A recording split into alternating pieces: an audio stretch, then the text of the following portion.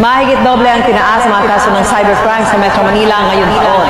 Mas high-tech, mas napapadali yung proseso. Yun nga lang, kung nagagamit ito sa mabuti, mas madali rin nagagamit sa kasamaan. Mas madali rin nagagamit sa kasamaan.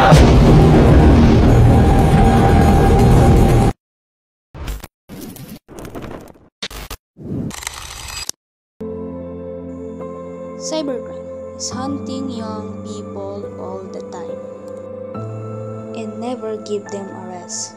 The worst thing I've ever seen. Young people like to share in the most intimate bits of info. Surfing the net is their passion, and exchanging pics is a fashion. It happened in every country, in every nation, in every short way. All day.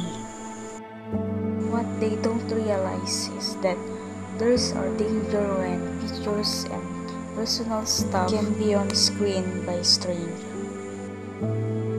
They are so embarrassed and they so ashamed.